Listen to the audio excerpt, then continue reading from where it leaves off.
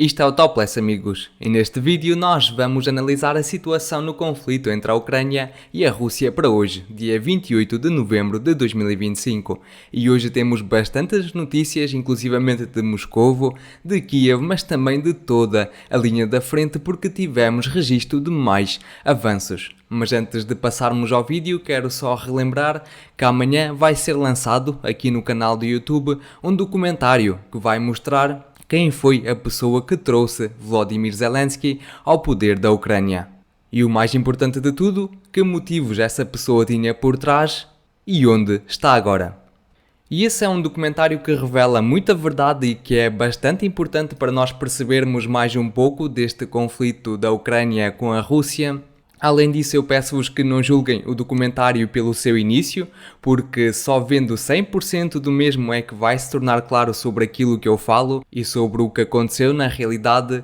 E outra coisa que vos peço é que partilhem o vídeo, caso gostem, obviamente, ao máximo, porque nele vão haver várias verdades que muita gente não gosta e é provável que o meu vídeo possa ser bloqueado nas plataformas. Por isso, eu peço-vos a vossa ajuda. Partilhem o vídeo ao máximo pelos amigos, pelos familiares e pelas pessoas que achem que devem ver esse vídeo. Muito obrigado a todos e vamos passar então à situação neste conflito. E vamos começar por Moscovo, de onde tivemos algumas declarações por parte de Vladimir Putin. E em resumo, ele referiu que a Rússia continua a avançar em toda a linha da frente. Referiu avanços em Vovchansk, em Siversk, mas também nas regiões de Zaporizhia e de Pokrovsk. Contudo, o mais importante destas declarações foi que ele referiu que caso a Ucrânia abandone completamente a região de Donbass, que caso a Ucrânia remova as suas forças armadas desse território, a guerra vai parar. E isto é bastante importante. E já vamos perceber porquê. E antes de eu vos contar realmente como a situação se está a desenvolver nesse sentido, vamos ainda à região de Kiev, onde a segunda pessoa mais importante da Ucrânia a seguir a Zelensky já respondeu a estas declarações por parte de Putin.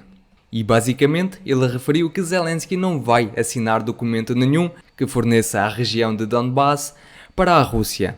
E, obviamente, muitas pessoas não gostaram destas declarações por parte de Yermak, como os Estados Unidos da América, e por isso, logo em seguida, foi realizada uma investigação à casa de Yermak pela agência de anticorrupção que atua aqui na Ucrânia, chamada NABU. E, ao fim destas investigações, já sabemos que Yermak assinou uma carta de demissão. Portanto, a segunda pessoa mais importante da Ucrânia saiu do poder. Agora resta Zelensky. Estamos a ver que está a ser efetuado um ataque bastante grande ao círculo mais próximo de Zelensky. Ainda há 1 ou 2 semanas atrás tivemos a demissão de vários ministros ucranianos e muito provavelmente o próximo na fila é Zelensky. Mas o mais importante disto tudo é que existem, na verdade, pessoas que querem que ele aceite este acordo. Mas todos nós já sabemos que os países europeus não querem nada disso. Vai ser importante observar esta situação nos próximos dias, mas entretanto vamos analisar o que de facto significa a assinatura ou não assinatura do Tratado de Paz com a Rússia, caso os ucranianos removam as suas forças de Donbass. E como nós sabemos, ainda falta esta região de Donetsk toda para os russos conquistarem totalmente o território de Donbass. E Putin está a referir que caso os ucranianos abandonem esta região, haverá o fim desta guerra. Mas, ao mesmo tempo, nós estamos a ver avanços por parte da Rússia na direção no Oblast de Zaporizhia e precisamente em direção à própria cidade de Zaporizhia. E aqui nós temos de perceber um simples facto, é que a própria cidade de Zaporizhia é uma das maiores cidades ucranianas e a Rússia, ao longo de toda esta operação militar especial, como eles chamam, não conquistou nenhuma cidade tão grande como Zaporizhia. E por isso a perda de Zaporizhia pode ser até pior do que a perda de Donbass. E por isso Zelensky neste momento tem de fazer uma escolha. Ou ele abandona Donbass ou corre o risco de perder não só Donbass como Zaporizhia, porque Putin referiu que ele vai atingir os objetivos de conquistar Donbass completamente de qualquer forma, seja por assinatura de um acordo, seja por meios militares. Mas agora vamos mesmo analisar a situação no terreno e ver os avanços que tivemos nas últimas 24 horas, e mais fontes referem avanços por parte da Rússia nesta região mais ao norte de Guliáy-Polha, em direção à vila de Dobropilha. Tivemos não só fontes pró-russas a relatar estes avanços, mas também fontes neutras. Mas agora, indo em direção à própria cidade de Guliáy-Polha, a batalha ou o assalto final iniciou-se há alguns dias atrás.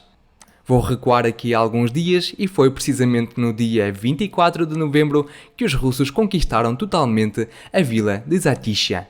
Tivemos estes vídeos publicados pelas Forças Armadas da Rússia a mostrar como os seus soldados estavam a conquistar aqueles territórios e a erguer as suas bandeiras naquelas localizações do mapa. E foi aí que os ucranianos que estavam nas aldeias de Zelený Gai e de Chernobyl ficaram semi-cercados. E com medo de ficarem completamente cercados, eles começaram a abandonar as suas posições em direção à cidade de Guliáy-Polha. E como eles estavam com pressa, nem sequer tiveram tempo de construir aqui a segunda linha defensiva ou pelo menos reforçá-la. E aí os russos decidiram aproveitar esta situação a seu favor e avançaram ainda mais. E foi precisamente no dia 25 de novembro que tivemos os primeiros relatos de que as forças russas já ocuparam as primeiras posições, os primeiros edifícios em torno desta cidade. Depois tivemos avanços mais ao sul, mas por enquanto não tivemos nenhuma confirmação, nenhuma imagem ou vídeo que comprovasse estes avanços. Continuando aqui mais ao norte, vemos que existe aqui uma linha defensiva forte, bastante forte, por parte da Ucrânia, que é chamada até precisamente de parede de Zaporizhia, que é aqui uma forte rede de fortificações e de trincheiras. E mais à frente na linha de combate temos uma que passa ao sul da cidade de Guliáy-Polha, mas que já foi quebrada pelos russos mais aqui para o interior, em torno das vilas de Novoelspenievsky. Mas o mais importante disto tudo é que esta é a última linha defensiva dos ucranianos. Se nós olharmos para o mapa, vemos que aqui não existe nenhuma rede grande, nenhuma cidade grande e nenhuma rede de trincheiras grande que possa servir como uma forte barreira defensiva contra os ataques da Rússia. E é precisamente disso que o Putin estava a falar quando referiu que aqui, em Zaporizhia, a situação pode colapsar totalmente, porque a partir daqui, destes pontos, caso os russos consigam quebrar esta linha, não vão ter resistência praticamente nenhuma até à própria cidade de Zaporizhia. E o fim desta cidade de Zaporizhia eu já referi num dos vídeos anteriores aqui do canal dos últimos dias, e por isso vejam por favor, caso tenham interesse. Além disso, vamos ainda recuar mais para oeste, em direção à cidade de Kherson, onde também temos mais uma notícia importante, que é que as autoridades ucranianas começaram a evacuar as instituições governamentais desta cidade. E por isso, muito provavelmente, os ucranianos possuem informação que de facto os russos também estão a preparar algo nesta direção aqui. Portanto, as coisas na linha da frente estão a acelerar e a pressão sobre Zelensky apenas está a aumentar. Continuando, vamos avançar no mapa e vamos em direção agora à cidade de Pokrovsk, onde temos mais avanços confirmados no mapa. Daqui ao norte da própria cidade tivemos avanços por parte da Rússia registados, especificamente neste terreno aqui, porque tivemos um vídeo publicado pelas Forças Armadas Ucranianas a mostrar ataques que eles efetuaram contra as posições e os soldados da Rússia, mas nós não podemos ver este vídeo até ao fim por causa da violência que se encontra presente, mas alguns destes episódios de ataque decorreram naquela localização do mapa. E por isso ajustámos o mapa a favor das forças russas e mais uma vez temos a prova que nos vem por parte das forças armadas ucranianas de que os russos possuem um controlo forte sobre a porção mais ao norte desta cidade. Mas, por incrível que pareça, ainda existem bastantes pessoas que rejeitam esta situação. Além disso, o cerco a Mirnograd aperta, os ucranianos também estão com tentativas ainda de desbloquear este cerco. E tivemos um ataque publicado pelos russos precisamente àquela rede de trincheiras que ali se situa, com uma bomba do tipo FAB. E este vídeo também comprova que os ucranianos conseguiram recapturar algumas daquelas posições. Mas nós vemos o que acontece quando os ucranianos fazem este tipo de movimentos. Vamos agora avançar em direção à cidade de Konstantinivka. E daqui algo importante está a acontecer porque nesta porção do mapa a sul desta cidade a linha da frente já se encontra nesta configuração há alguns dias. Para já temos apenas recebido ataques por parte das forças russas com bombas do tipo FAB às posições ucranianas e aos edifícios que elas ocupam, como podemos ver aqui neste vídeo. Contudo, parece que os russos estão bastante focados em conquistar inicialmente a vila de Sofiivka. Tivemos vários ataques registados por parte da Rússia com drones do tipo FPV, às posições, aos veículos ucranianos e até aos equipamentos de comunicação que eles possuem. Temos vários vídeos deste género, mas esta é uma tática interessante. Eu sempre acreditei que esta fosse a melhor opção para os russos no seu avanço contra a cidade de Konstantinivka, porque a partir destes territórios eles poderiam cortar pelo norte, aqui pelas vilas de Druzhivka e de Oleksiivka-Druzhivka, a própria cidade de Konstantinivka. Com este movimento aqui, a cidade de Konstantinivka ia cair nas mãos dos russos com maior facilidade. E talvez esta seja uma das hipóteses que os russos estão a explorar precisamente neste momento. Continuando, vamos aqui em direção à cidade de Siversk, onde tivemos algumas fontes a relatar avanços por parte da Rússia mais pelo sul.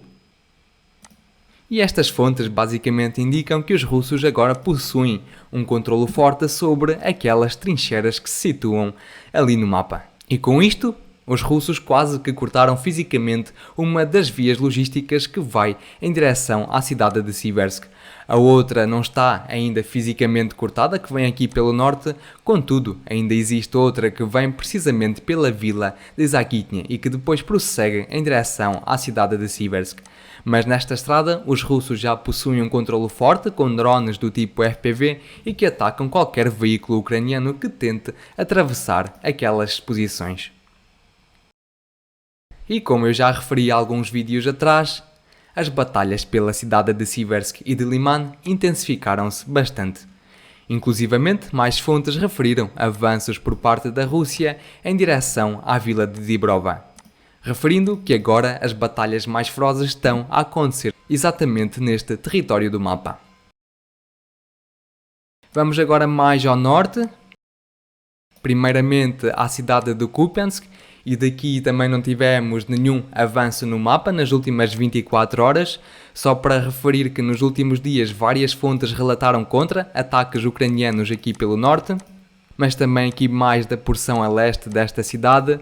Contudo, para já não recebemos nenhuma imagem ou vídeo que confirmasse esta situação.